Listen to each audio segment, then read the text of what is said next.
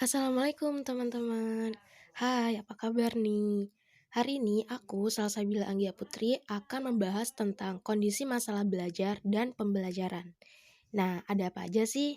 Yuk, check it out. Nah, yang pertama ada pengertian masalah. Masalah adalah sesuatu yang tidak disukai adanya, menimbulkan masalah bagi diri sendiri dan atau orang lain, ingin atau perlu dihilangkan. Belajar juga diartikan sebagai suatu proses yang dilakukan individu untuk memperoleh suatu perubahan tingkah laku yang baru secara keseluruhan. Sebagai hasil pengalaman individu itu sendiri dalam interaksi dengan lingkungannya. Jadi, masalah belajar adalah suatu kondisi tertentu yang dialami oleh murid dan menghambat kelancaran proses yang dilakukan individu untuk memperoleh suatu perubahan tingkah laku yang baru secara keseluruhan. Nah, itu dia pengertian masalah. Sekarang kita lanjut ke next. Selanjutnya ada jenis-jenis masalah dalam pembelajaran. Ada apa aja sih? Pertama, ada berkurangnya motivasi para peserta didik untuk belajar atau berpartisipasi dalam belajar. Kedua, ada semakin banyak siswa yang membolos pada saat jam pelajaran dimulai. Ketiga, pada zaman yang berkembang ini, banyak sekali perkelahian muncul di kalangan antar pelajar. Keempat, ada semakin menipisnya etika dan kesopanan di dalam belajar. Itu dia jenis-jenis masalah dalam pembelajaran. Next, ada faktor-faktor penyebab masalah dalam pembelajaran. Pertama, ada faktor fisiologis. Faktor ini berkaitan dengan kurang berfungsinya otak, susunan syaraf, ataupun bagian-bagian tubuh lain. Para guru harus menyadari bahwa hal yang paling berperan pada waktu belajar adalah kesiapan otak dan sistem syaraf dalam menerima, memproses, menyimpan, ataupun memunculkan kembali informasi yang sudah disimpan. Kedua, ada faktor sosial, yaitu suatu kenyataan yang tidak dapat dibantah jika orang tua dan masyarakat sekeliling sedikit banyak akan berpengaruh terhadap kegiatan belajar dan kecerdasan peserta didik, sebagaimana ada yang mengatakan bahwa sekolah adalah cerminan masyarakat dan anak adalah gambaran orang tuanya. Oleh karena itu ada beberapa faktor penyebab masalah belajar yang berkaitan dengan sikap dan keadaan keluarga serta masyarakat sekeliling yang kurang mendukung peserta didik tersebut untuk belajar sepenuh hati. Misalnya, tetangga yang mengatakan sekolah tidak penting karena banyak sarjana menganggur. Masyarakat yang selalu minum minuman keras dan melawan hukum.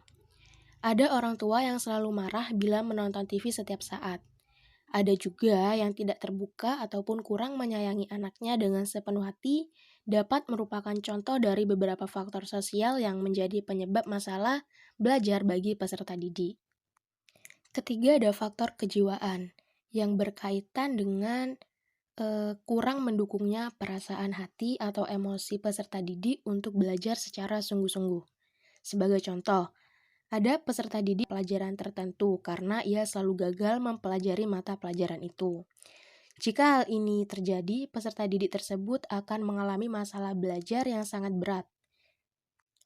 Next, ada faktor intelektual yang berkaitan dengan kurang sempurna atau kurang normalnya tingkat kecerdasan peserta didik. Para guru harus meyakini bahwa setiap peserta didik mempunyai tingkat kecerdasan berbeda.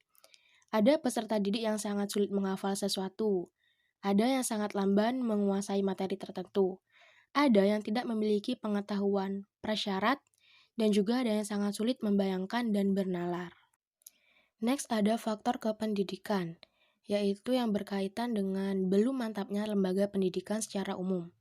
Guru yang selalu meremehkan peserta didik, guru yang tidak bisa memotivasi peserta didik untuk belajar lebih giat, guru yang membiarkan peserta didiknya melakukan hal-hal yang salah, guru yang tidak pernah memeriksa pekerjaan peserta didik, sekolah yang membiarkan para peserta didik bolos tanpa ada sanksi tertentu adalah contoh dari faktor-faktor penyebab masalah dan pada akhirnya akan menyebabkan ketidakberhasilan peserta didik tersebut. Itu dia faktor-faktor penyebab munculnya masalah dalam pembelajaran. Selanjutnya ada langkah-langkah pemecahan masalah dalam pembelajaran. Pertama ada pengajaran perbaikan, yang merupakan suatu bentuk layanan yang diberikan kepada seseorang atau sekelompok siswa yang menghadapi masalah-masalah belajar dengan maksud untuk memperbaiki kesalahan-kesalahan dalam proses dan hasil belajar siswa. Bentuk kesalahan yang paling pokok berupa salah pengertian, salah pemahaman, salah menafsirkan, dan tidak menguasai konsep-konsep dasar. Dengan memperbaiki kesalahan-kesalahan itu, maka siswa mempunyai kesempatan untuk mencapai hasil belajar yang optimal. Kemudian ada kegiatan pengayaan yang dimana suatu bentuk layanan yang diberikan kepada seseorang atau beberapa orang siswa yang sangat cepat dalam belajar. Siswa yang cepat dalam belajar mempunyai sisa waktu yang berlebih dalam belajar. Untuk itu, mereka memerlukan tugas-tugas tambahan yang terencana untuk menambah atau memperluas pengetahuan dan keterampilan yang telah dimilikinya dalam kegiatan belajar sebelumnya. Ketiga, ada peningkatan motivasi belajar. Di sekolah, sebagian siswa mungkin telah memiliki motif yang kuat untuk belajar, tetapi sebagian lain mungkin belum. Di sisi lain, mungkin juga ada siswa yang semula motifnya amat kuat, tetapi menjadi pudar. Tingkah laku seperti kurang bersemangat, jerah, malas, bosan, dan sebagainya dapat dijadikan indikator kurang kuatnya motif atau motivasi dalam belajar. Keempat, ada pengembangan sikap dan kebiasaan belajar yang baik. Setiap siswa diharapkan menerapkan sikap dan kebiasaan yang belajar yang efektif. Tapi masih ada siswa yang mengamalkan sikap dan kebiasaan belajar yang tidak diharapkan dan tidak efektif. Bila siswa tidak memiliki sikap dan kebiasaan belajar yang baik, maka dikhawatirkan siswa tersebut tidak akan mencapai hasil belajar yang baik. Prestasi belajar yang baik itu diperoleh melalui usaha atau bahkan kerja keras. Yang terakhir ada layanan konseling individual. Konseling dimaksudkan sebagai pelayanan khusus dalam hubungan langsung tatap muka antara konselor dan klien. Dalam hubungan tatap muka ini, klien dapat menyampaikan masalah-masalah yang dirasakan pada konselor dan masalah ini bisa dicermati dan diupayakan pengentasannya melalui pembahasan dengan konselor. Nah, itu dia kesulitan masalah dalam pembelajaran. Oke guys, terima kasih. Thank you for watching and bye.